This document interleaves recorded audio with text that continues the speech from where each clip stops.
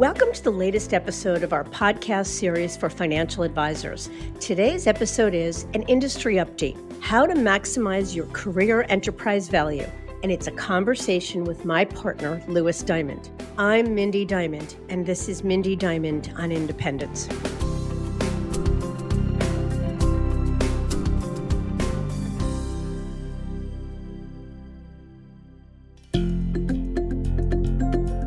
This podcast is available on our website, diamond-consultants.com, as well as Apple Podcasts and other major podcast platforms.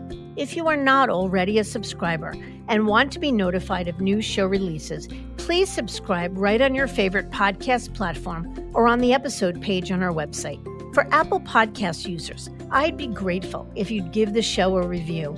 Your input helps us to make the series better and alerts other advisors like you who may find the content to be relevant.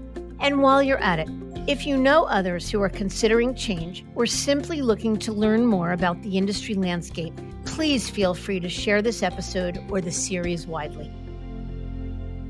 Enterprise value is often discussed in the context of the total value of a business or the cost to acquire a company. And to maximize the value of one's business is a goal strived for by any business owner, including those in the wealth management industry, particularly those who are independent business owners. But what of those advisors who are not independent? They're investing their time, energy, and talents in serving clients and fostering growth while employed by a brokerage firm.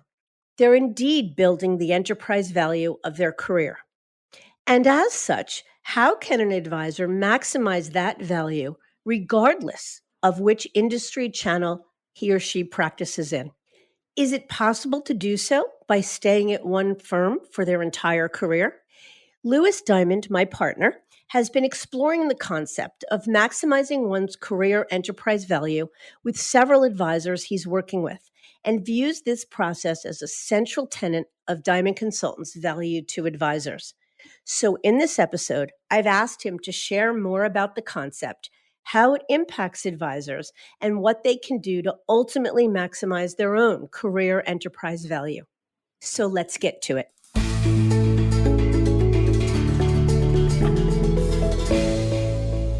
Lewis, thanks so much for joining me again. Yeah, great to be back here. I am so excited about this topic.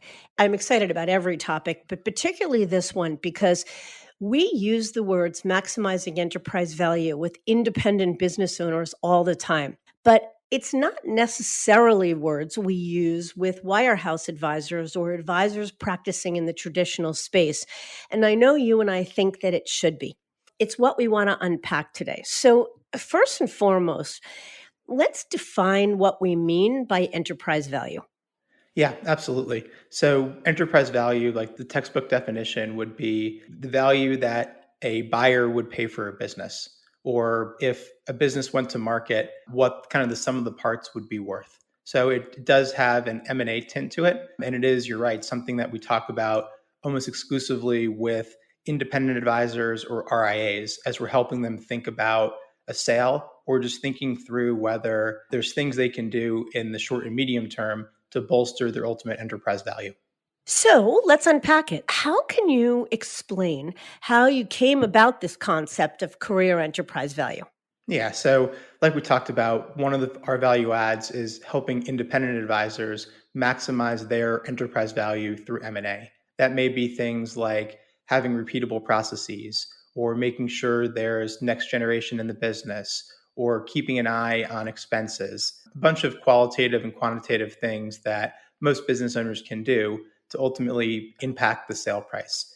But we wanted to extend this concept to advisors across the industry because it really is an important concept. And no matter where an advisor is practicing, they're still running a business. So really what we wanted to do was think about how this calculation could be broken down into component parts, because every advisor every day makes a calculation as to how they want to live their business life. And if it makes sense to maybe head for greener pastures by seeking a higher payout from another firm or going independent in order to get a higher payout, perhaps getting paid a major recruitment deal to change organizations or to go out and go independent and build their own equity. So the point is, regardless of whether an advisor ultimately makes a change, they are actively making a choice or a decision, and that choice has an impact on their career enterprise value.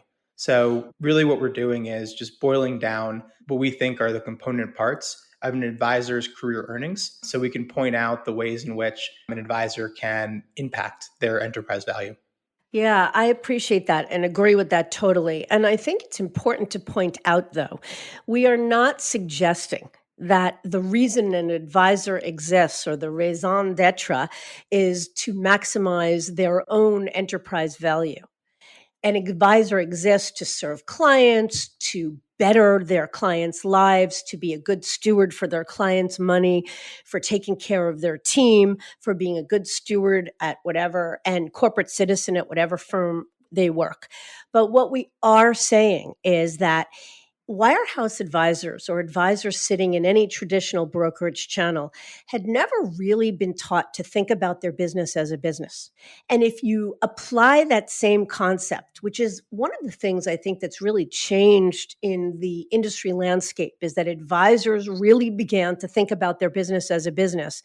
We are saying that regardless of which channel you practice in, yes, of course, you've got your eye focused on servicing clients and being a fiduciary to those clients and taking care of your team and making good investment decisions. And none of that changes. But we are saying at the same time, you as an advisor are running a business and want to keep an eye on how to maximize career enterprise value. Would you say that's right? Yeah, I think that's spot on. And I'll also just point out that we're probably taking some liberties with how we're defining enterprise value, because it really is, it's the sale price of a business. It's probably more like maximizing career cash flow.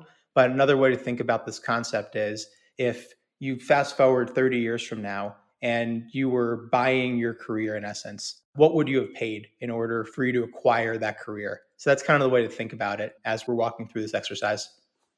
Okay, I love it. So, why is it important to advisors to maximize their career enterprise value?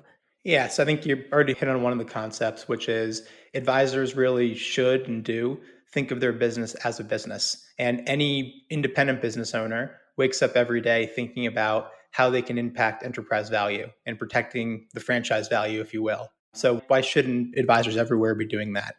I would also say that maximize may be a leading term or an unfair term, because not every advisor is driven by maximizing their financial output. For some, it's about just living their best life. So I think that's why I'm excited about how we define this formula, because it will take into account some of the qualitative and lifestyle factors. It's not all about dollars and cents. Yeah, well, I think that's a really good point because some people know that they may be leaving chips on the table, but don't care. It's equally important to them, or sometimes more important to them, to protect quality of life, to protect the ability to be able to turn off the lights at 4 in the afternoon or whatever it may be. So let's jump into that. I know that there's a worksheet that advisors can download from our website. We're excited about it. Can you describe the formula and its components that help advisors visualize their max career enterprise value? Yeah, absolutely. So here's the four different components of career enterprise value as we define it. It's the total sum of net take home pay. And we'll dive into all of these components as we move through this episode. But it's the summation of net take home pay plus cumulative earnings from recruitment deals plus post tax proceeds from the sale of a business. And that can be through selling it to an independent firm, it could be through a firm's retiring advisor program, et cetera. And then what we're calling the best business life quotient, or we'll say the qualitative kind of lifestyle factor, so that it's, again, not all about dollars and cents. So I'll repeat it again. Career enterprise value, we're defining it as the summation of net take home pay plus cumulative earnings from recruitment deals plus post tax proceeds from the sale of a business plus the best business life quotient. I love that. And I need to insert something here. I am the queen of best business life. To me, if you maximize career enterprise value, having loved what you did and being able to do what's soulful, what good is it? It is no good as far as I am concerned. So I'm excited not only to talk about the quantitative aspects of this, but the qualitative as well. Let's break it down then. How do you break down, starting with net take home pay, how you define each of those components? So I think as we move through this, what we're going to hit on is how we define the component. And then we're going to talk about the different levers you have to maximize it. And then finally, some different considerations or just things to keep in mind, since again, it's not all about just the dollars and cents. So for net take home pay, it's defined a little bit differently depending upon the channel of the industry. But what I would call out is for W 2 advisors, so advisors that are employed by a firm, this would be the post grid proceeds less any additional expenses they have to do to run the business. So whether it's I have to pay an extra support staff, or I bonus my assistant $50,000 a year, or I have to pay an extra $20,000 to sponsor the golf event. So it's really the what your cash flow is on an annual basis. We'll say it's probably what's on your W-2 statement at the end of the year, not just what's available post grid.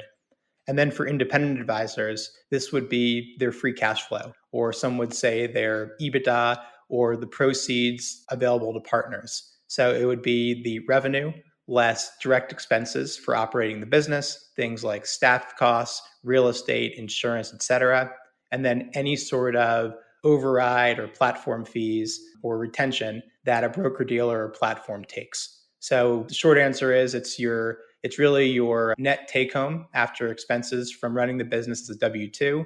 And then as an independent, it's your free cash flow. So after all expenses, what's available to you as the partner of the business. Yeah. So I want to focus for 1 second on the net take home pay for W 2 advisors. From having spent the better part of 25 years counseling W 2 advisors, they are not trained to look at net take home pay. They look at payout.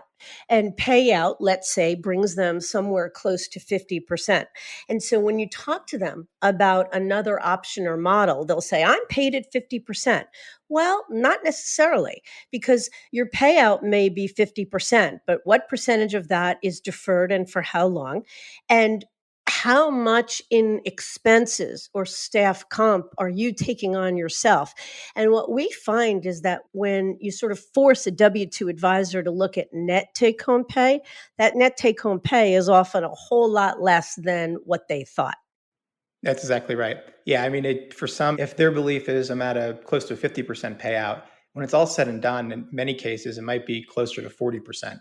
I It really agree. depends And upon the team. yeah. And of course, what you said, the deferred compensation. And with this formula too, we're trying to make it somewhat apples to apples for a W-2 advisor to compare their net take home versus an independent advisor. And if you're talking payout for an independent, we're not just talking about I get a 95% payout from my broker dealer, but it's really the net number after direct expenses, after paying the broker dealer, et cetera. So that probably is the best proxy for comparing a W-2 take home versus an independent. Okay. So, how then can an advisor maximize their net take home pay? What are some of the things they can do to impact it? Yeah, so I got a couple for you. So the first one is working for a firm or platform with consistent and predictable compensation plans, where every year advisors know what they need to do in order to make a certain income. So we saw this a couple of years ago when Merrill instituted the growth grid. It made it so that advisors knew what they were making one year for doing a certain amount of business and hitting certain hurdles. Then the next year they saw 2% of their income taken away. Or it could be really at most major firms, the carrot and stick approach of do this, you get that, or don't do this and you lose that. So part of enterprise value is making sure that your income is predictable and that if I do 2 million in revenue this year, I get X. So that's one is just making sure that you're at a firm or being comfortable with the fact that there may be some variability in your take home pay because the firm you're at may change compensation plans as they often do. Another way to maximize would be to take advantage of teaming incentives. So this would be more for advisors that practice at major firms. Firms oftentimes allow advisors to aggregate production in order to get the highest possible payout. Some firms would pay an advisor at the grid rate of the largest advisor on the team. So if you're going to practice at one of these big firms, I would say advisors are pretty masterful at making sure you're doing everything that's legal and ethical to not game the system, but to take advantage of how to maximize your payout. This also could extend to gaining scale through teaming in order to get more firm support for salaries and an expense budget.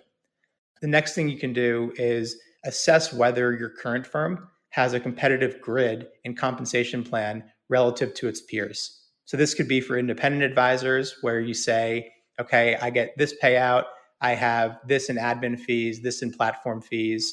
Is this competitive with what the other firms are doing? Or is this competitive with what it would be if I started my own RIA, for example? Or it could be for a W-2 advisor. I know my firm's compensation plan. I know they defer X% every year. I know if I do this much in revenue, I get Y. So looking out at the competition and seeing if there is a better financial formula, either one that's more predictable or one that provides more cash compensation. Another couple that I'll run through pretty quickly here is if an advisor is entrepreneurial and they believe in the value of the independent space, then they certainly can weigh the higher net take-home pay of independence. That also may include the concept of operating leverage or keeping more of the profits as the business grows versus letting your firm keep it. And then, of course, the tax benefits of owning a business relative to W-2 income.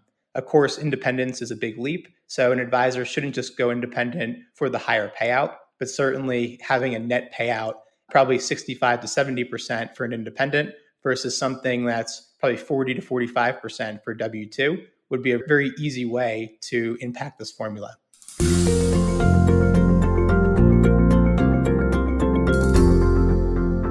I guess it's worth noting a couple of things. One, the whole notion of no one's stuck, the notion that the industry landscape has expanded a lot. So if one looks at their net, not gross, but net take home pay, and doesn't feel that they're being compensated fairly, that they're getting enough value relative to what they're paying their firm, there are always options. No one is stuck. And it is the notion that advisors have more control over it than they think. I think one of the things, particularly wirehouse advisors tell us, is they just feel like they are losing control. And a lot of times they might be. Payout is something that is dictated to them.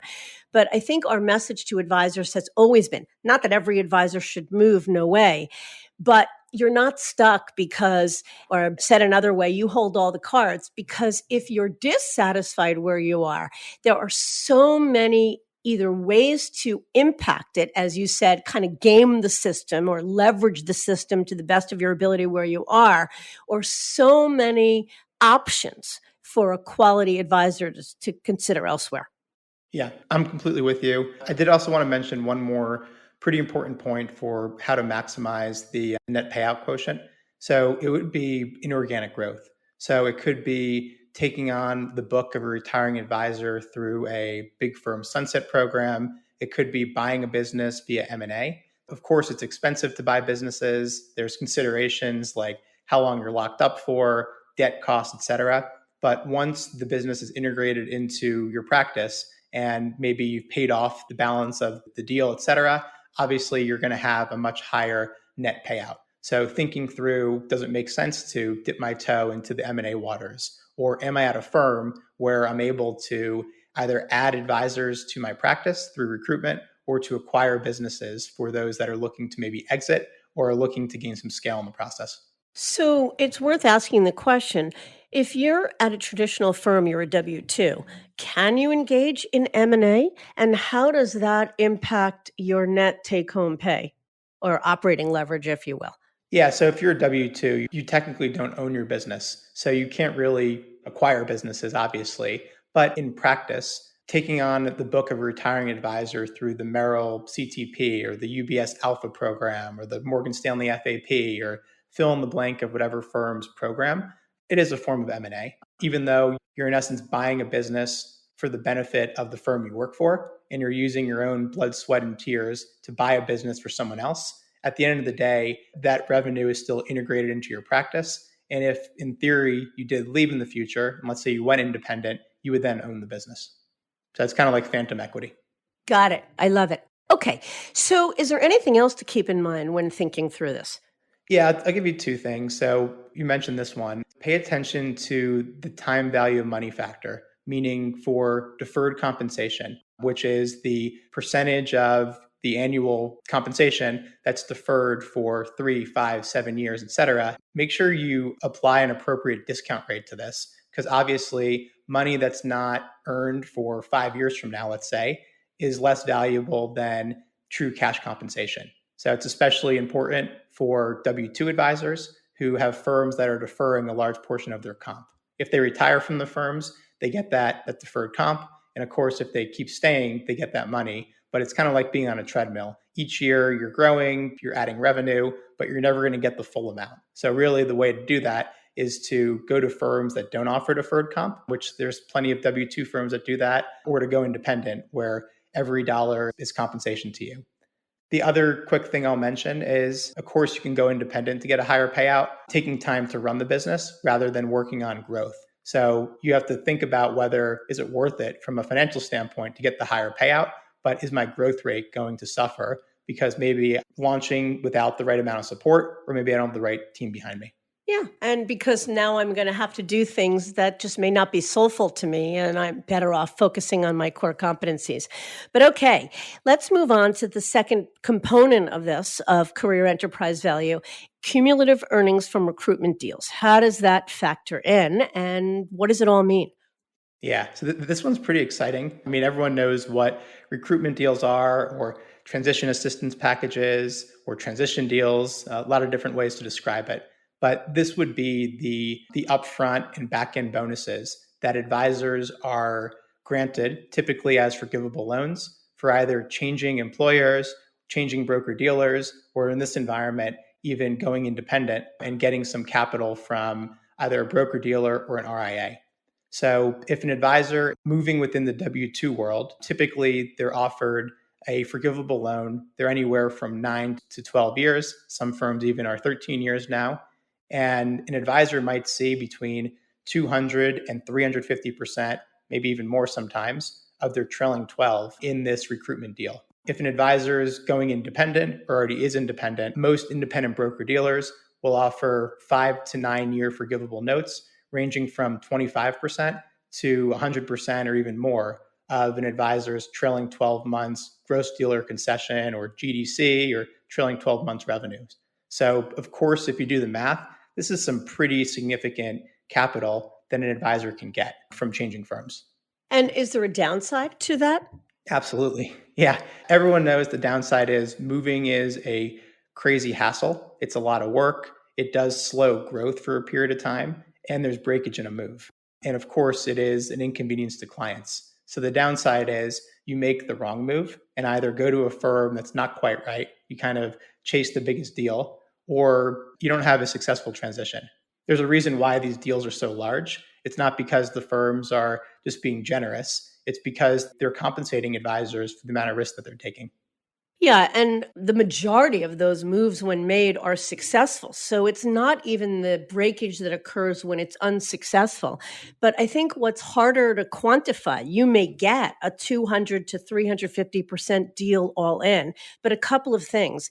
The back end components of those deals are often hard to hit, so no guarantee you hit all of them. And the X factor is the disruption factor. To what extent does making a move slow down your growth? How does that impact overall career enterprise value? Yeah, exactly. And we call it sometimes client fatigue. So for advisors that are moving multiple times, likely each move that you have a client make probably slightly reduces the chance they're going to follow you. So you want to make sure that you're not just moving in order to get another check. Certainly it's your right to change firms when you think it's the right time to, but you have to pay attention to the client factor. And you hit on it too. These recruitment deals, they're never just here's a big check to come over. Sometimes in the independent space, there are, but to really get the mega deals we're talking about, these 200 to 350% deals in the traditional space, usually there's 5 to 7 different back end bonus periods. And it's far from a guarantee that you're going to hit them all. So with recruitment deals, like with M&A, the structure is oftentimes more important than the headline number. Absolutely. And there's no question that getting The right transition deal and maximizing that transition deal is one of the greatest ways of influencing overall career enterprise value. It can be massive, it can be life-changing money. But again, we are always about at what cost? And it doesn't always mean that it's the right thing to do. But historically, we have always believed that an advisor will usually make one well-timed or should make one well-timed move in their career. Not always, and not necessarily just for the sake of moving, but it's usually hard to imagine that the firm that one joined when they were 22 years old right out of college is not, or remains, I should say, the very best firm for the whole of their career. So the notion of changing firms should be a combination of obviously getting the best deal, doing it at a time when it's driven by how am I best able to serve clients, and it's done at the right time. So all of it is maximized. Your business life quality is maximized, and how you service clients is maximized as well. Yeah, I'm completely with you. If you do the math and you try to plug in how to calculate your career enterprise value, I mean, one of the biggest drivers of this is how much in recruitment deals am I getting? So, of course, it's not unreasonable for an advisor who's really well served by staying at one firm for their career. It's admirable. Stability is awesome. And if you feel like you can serve your clients really well and you personally value stability and sticking with the status quo, then that's terrific. But mathematically speaking, making at least one well-timed move in their career, either to get a recruitment deal or to go into the independent space and build your own equity value, is ridiculously meaningful to influencing the outcome of this equation. Yeah, so I want to ask you next about how you can influence maximizing career enterprise value in this regard. But I will make the comment or ask the question. So then why wouldn't somebody move two or three times? Yeah, I mean, plenty of advisors do, especially over a long career. We're not here to pass judgment on how many moves is the right move. Oftentimes, advisors move once, they say it's going to be the last move of their career, and then something shifts. Their business needs change, their firm's bought and sold, or the industry just changes. And now suddenly there's a new model or new firm that wasn't available before. So it might make sense to move again. So I think it's each advisor decides what's best for their clients. If ultimately they find that a new firm is going to grant them the ability to do that, then they should go for it. We like to think that each time you move, the bar to move again is going to be higher. You've seen the amount of work it is, so maybe the bar becomes higher for you anyway. But again, because of the client factor, you just have to be mindful of not being labeled as a serial mover by a firm that's recruiting you. And obviously, you don't want your clients to think you're just moving and you're trying to enrich yourself. Yeah, and we always say that the first move is easy to forgive, meaning clients generally have no, if you've done right by your clients, have no real problem believing that you're making the move for their benefit.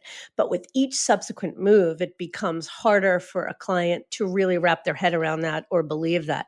So I think there's a certain amount of diminishing returns with each subsequent move. So while yes, you can increase career enterprise value by getting two or three massive recruitment deals in your career, doesn't necessarily serve your business best. And that's the delicate balance. All right, let's move on. Next in the calculation is post tax proceeds from the sale of a business. How do you describe this? Yeah, so this one is very different depending upon your channel of the industry. Again, we call out post tax proceeds from the sale of a business because if you're a W 2 advisor, any sunset deal is going to be paid at ordinary income, which of course is very different from getting long term capital gains if an independent business sells his or her practice. But really, the definition of this would be how much an advisor gets from monetizing their life's work from a big firm's retiring advisor program or sunset program. And then, of course, seeing what's left after taxes. And then what an advisor who's independent can get from selling their business on the open market. And this can be when they're solving for succession, looking to sell a minority piece of the business to take chips off the table, or if there's a strategic gap they're looking to solve for, whether that's gaining scale or looking to tap into a larger team, et cetera. You hit it on the head. There is an enormous difference between how an advisor sells his business as an independent versus how an advisor sells his or her business as a W 2. So I guess it begs the question, what is the impact then of a firm's retire in place program versus what an advisor might get for their business on the open market as an independent? Yeah, so the firm's retire in place programs or sunset programs are preset. It's you've been at the firm for this long, you do this much in business, you hit some criteria for amount fee based, you're on a team, etc. Here's what you're going to get. You might have some choice as to the length of time you want to get paid out over. So if you want to get paid out in 2 years, you get less than if it's a 4 year structure. But you don't really have much of an ability to impact this number. Or put another way, you don't have competition for the buying of the business. Like we also mentioned, retire in place programs are ordinary income. They're also paid out over typically a 5 to 6 year period. So you're not going to get the big upfront lump sum payment. This is compared to an independent advisor or an advisor even who may go independent from a W 2 firm in order to sell their practice, where there's limitless buyers. It can be other RIAs. It could be a private equity investor. It could be a family office. It could be a bank. It could be an insurance company. So demand drives price. So if there's multiple bids, an advisor is able to get a higher purchase price and also will have more flexibility with the structure, with how much they're going to get upfront or at time of closing in the transaction. Typically, it could be around 70% plus of the purchase price. And then also, of course, the tax treatment. So there is definitely a major impact to taking a sunset deal from a firm versus selling the business on the open market.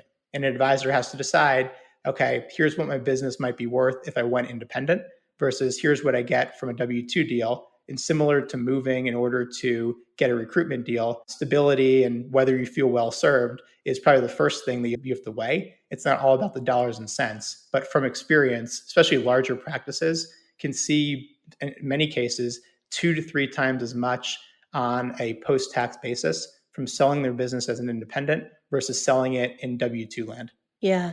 And was just going to say the same thing.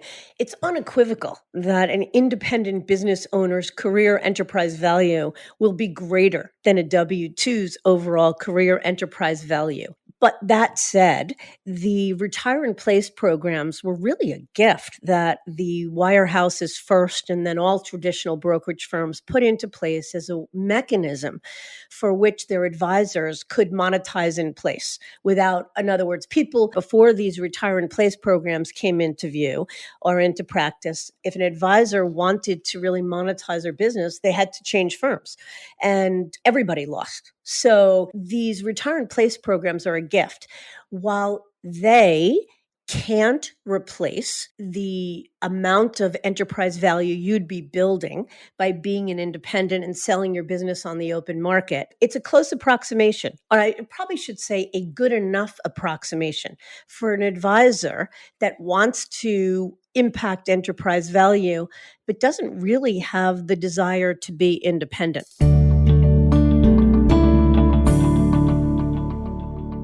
So, what else should an advisor keep in mind?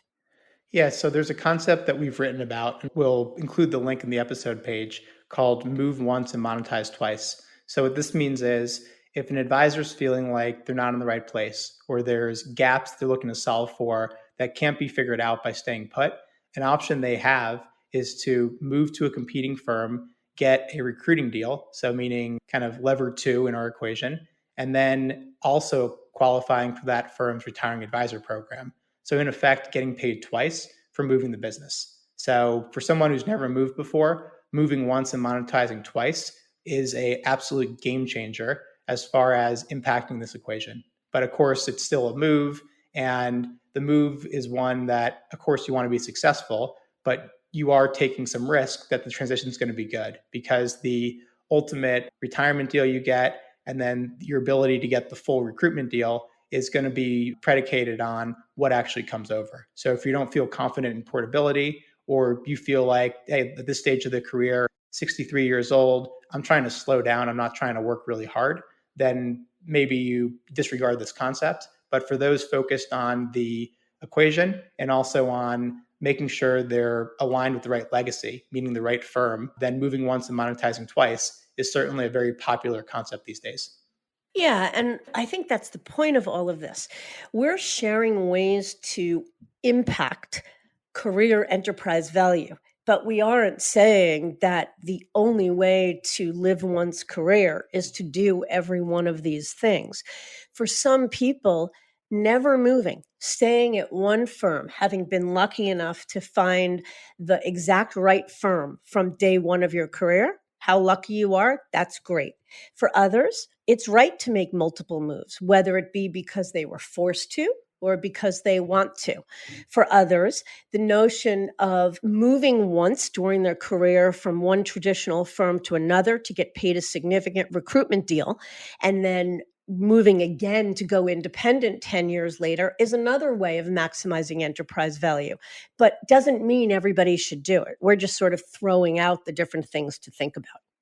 Agreed. So let's talk then about the best business life quotient, because I think it's one aspect that you and I talk about a lot with advisors that we know is critical.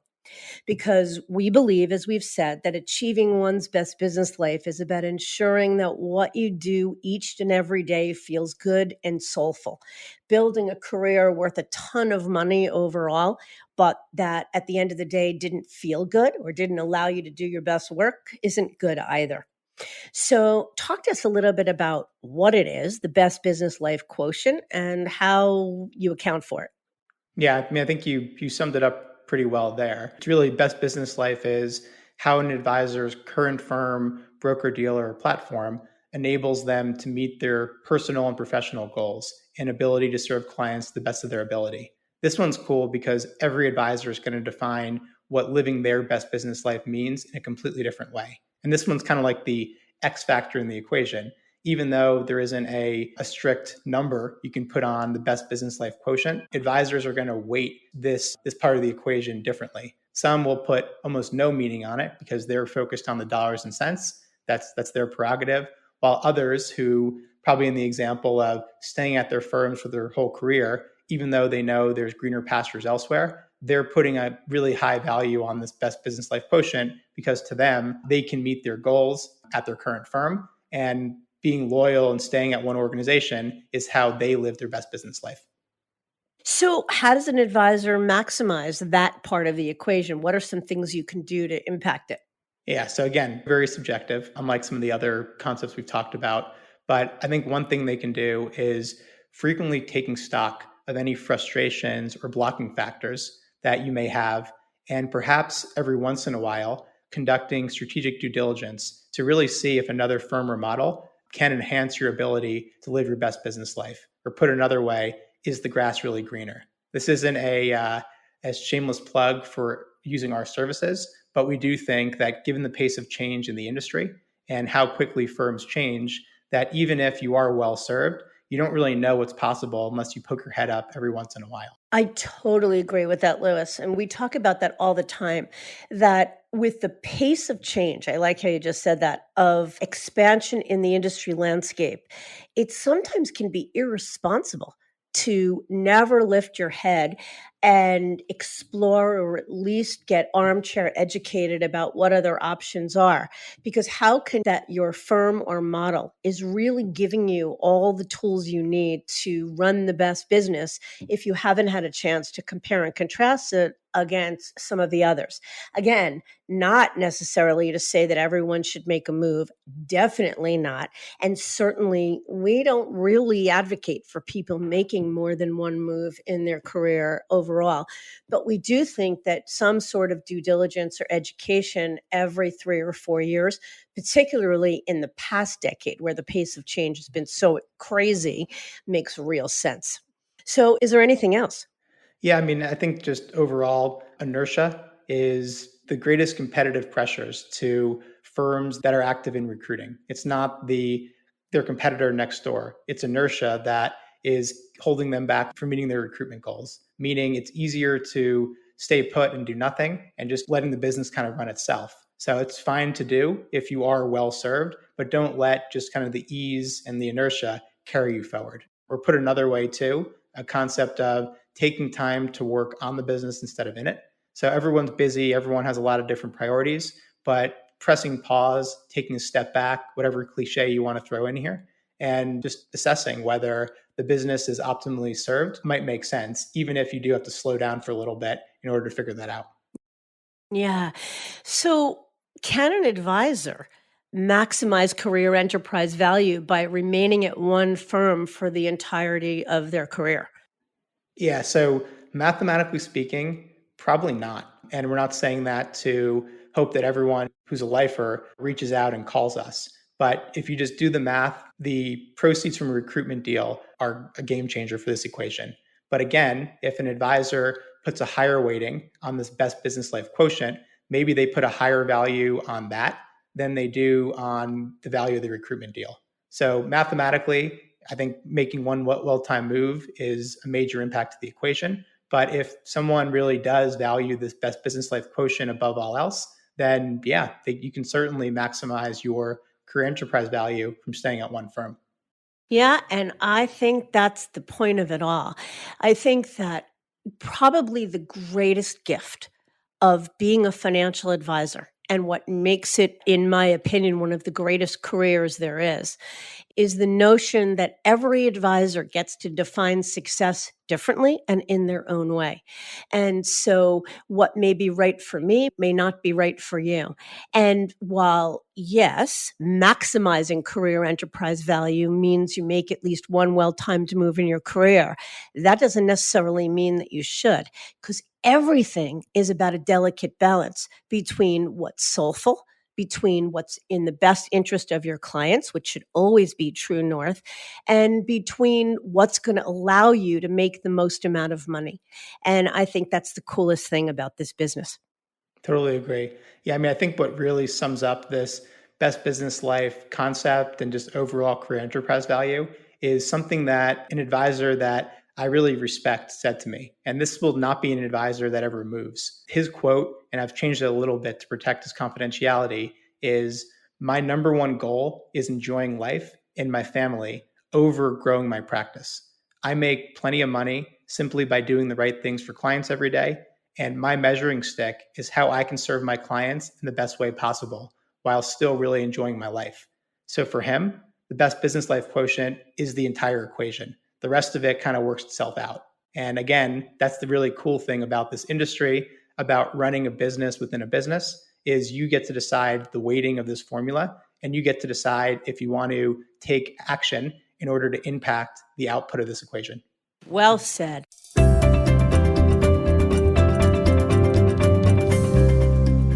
So it often feels that the conversations around an advisor's business tend to either focus on the transition deal they might have received or looks at some very specific paths.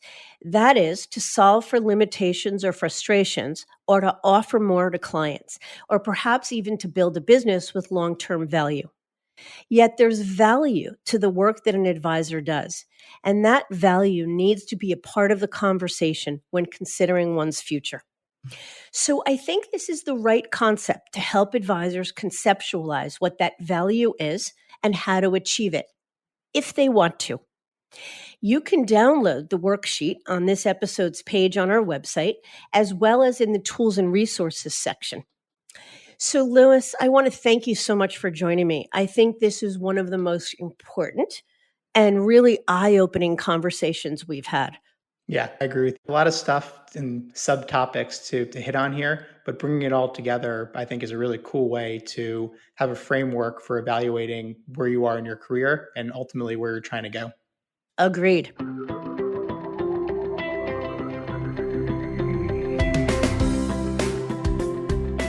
I thank you for listening.